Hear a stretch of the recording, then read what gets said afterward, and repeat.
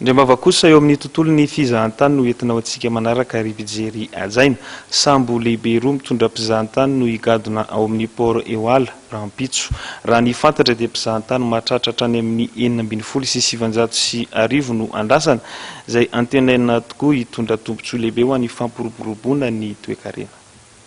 Andray sambo lehibe roa mitondra mpizahantany teratany japoney isika Rampitso amin'ny faritra Nosy ao amin'ny port Eoala.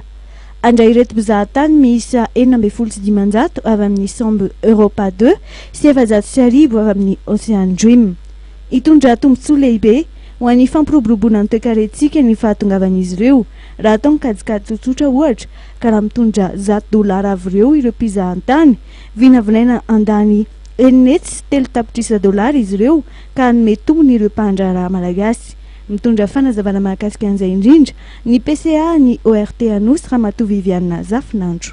Zava-dehibe ho anay eo amin'ny faritra Anosy zany ny fahatongavan'izao sambo zao satria hitondra fidiram-bola ho an'ny mponina zany amin'ny resaka toe-karena satria azo vola daholo ny mpandraharaha fizahantany, hahazo vola koa ny mpanao taxi izay manana tomobile ofa ary ho an'ny tanàna ny faradofay koa. Reto mpizahantany japoney reto moa zany dia sady manao asa sosial zany reo dia iara-iasa koa amin'ny ONG efa toeranao mpitaiza zazakamboty toa ny SOS Village d'Enfants, misy ONG Zafady izay mikarakara vehivavy zany mampianatra an'zareo asa tanana.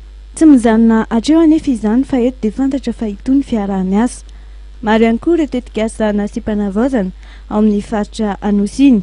Misy Anito Lanard sy Fort Dauphin ho fandraisana sy fampiroboroboana ny sehatry ny fizahantany izay azon'ny rehetra tombontsoa lehibe amin'ny lafin'ny toe-karena. Ireo fanamboaran-dalana sy ny fanamafisana ny fahandriam-pahalemana dia tafiditra ao anatin'izay avokoa. Teo ihany koa ny fanampiana tamin'ny alalan'ny tetikasa PIC nentina nanatanterahana izany. Amin'ny heritaona indray dia iverinao faradofay reto sambo anankiroa reto ankoatran'izay fahatonga ka inoanay fa ny fahatongavany ao mijery antoerana misy ny reto ONG sy ny site rehetra touristika ao faradofay dia hitondra koa vahiny maro samy isan-karazany izay hizery zany ny natiorantsika, ny tanànatsika, hizery ny fiaraha-miasa miaraka amin'reto ONG reto. Onona zany ny fikarakarana fandraisana an'izao trano mpizahantany zao.